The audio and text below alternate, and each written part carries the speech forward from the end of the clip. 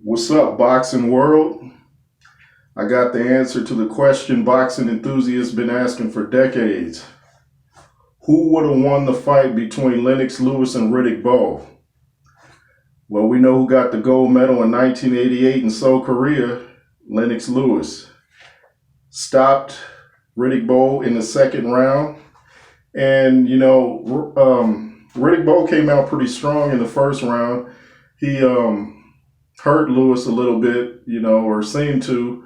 I believe it was the first or second. Anyway, it's like once he kind of hurt Lewis, Lewis just put it on him.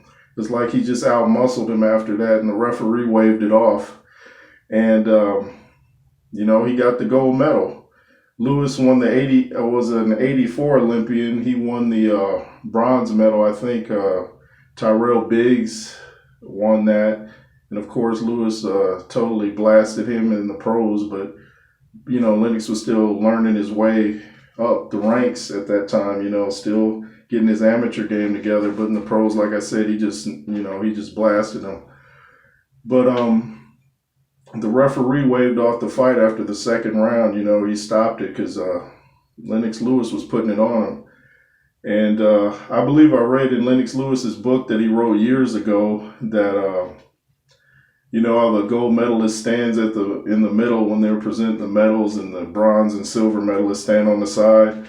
Well, Riddick Bowe, he asked Lennox Lewis, I think something like, could he stand on the podium with him? And I think Lewis just laughed and brushed him off. So I think, or he told him something, one of the two. But I think that's one of the reasons Bowe just never liked Lewis. It seemed like out of all the fighters, he just really didn't like Lewis. And Lewis didn't like him either. And they, got into it after the Holyfield-Bowe fight, the first one. After the fight, Bowe was, feeling himself a little bit. He came up to Lewis talking crazy, and, Lewis didn't back down. Lewis stepped up, and then Riddick Bowe ended up turning away first. So he backed down twice, And after that, the winner of the Lewis-Razor Ruddock fight was supposed to fight the winner of the Bowe-Holyfield fight, which was Riddick Bowe. And Riddick Bowe dumped his WBC belt in the trash rather than fight Lewis. And all real boxing heads out there know that was a duck move, And I just found something out by watching a documentary with Emmanuel Stewart that I had no idea on. And that was that Eddie Futch, personally, I heard this out of Emmanuel Stewart's mouth. He said Eddie Futch told him personally he was the one that didn't let Riddick Bowe fight Lewis, because he said Lewis was too mentally strong for Riddick Bowe, and he knew that if they fought, the same thing would happen in the pros that happened in the 88 Olympics in Seoul, Korea.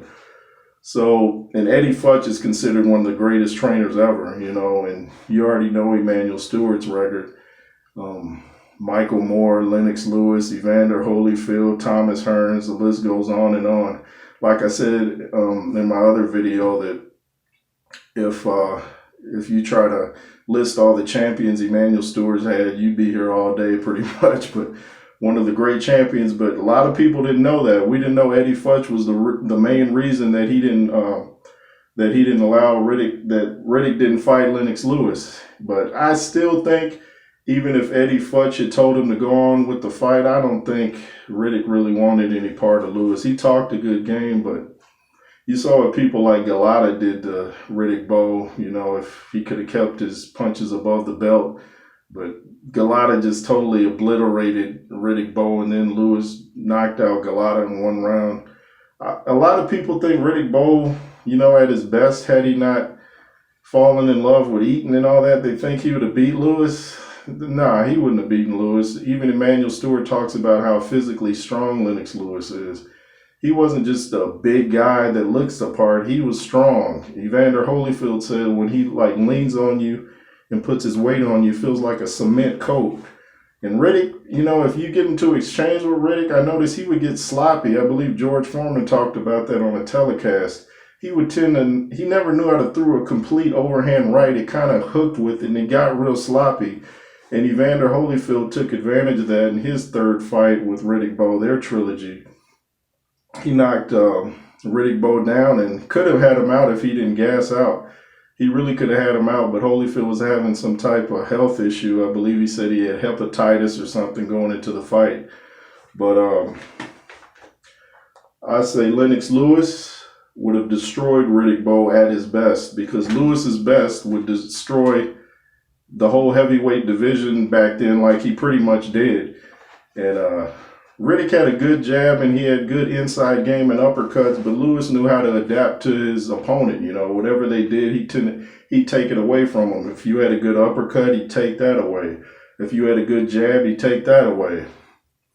The toughest fight I think that Lewis had as a pro, besides Klitschko, his last fight in LA that I went to, was his fight with Ray Mercer. That was a tough fight. Ray Mercer, he was just jabbing with Lewis all night, and that's the only time I seen Lewis's face actually, you know, like puffy and bruised. But I was just giving my thoughts on who would have won between Lewis and Riddick Bowe, and the story that Emmanuel Stewart told. You can find the documentary out there somewhere on YouTube or probably other places. But he said Eddie Futch told him, I didn't let him fight Lewis. I didn't want him to fight Lewis, because the same thing would have happened in the pros that happened in the Olympics. Lewis was too mentally strong for his fighter.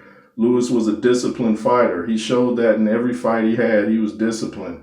Riddick Bowe only showed that kind of coming up, and once he got the title, he started eating. You could see that in his second fight against Evander Holyfield, how much weight he put on, and it wasn't quality weight. It wasn't, you know, muscles. It was just all around the midsection. But not to say that Bowe was a scrub or nothing like that. The guy could fight. It's just he kind of lacked the desire, the drive, it seemed, to stay there once he got there. And that separates the champions from the people that are just, you know, so-so. The champions get there and they stay hungry. They don't get the title and say, well, let me just throw it away and go see, you know, how many donuts I can eat for the day. Anyway, that's my thoughts on it. I say Lewis would have knocked him out in probably 5 rounds, 7 tops. And that's how I see it. J. Roos Theory. Beat down the like button, comment, share, subscribe, and be fearless.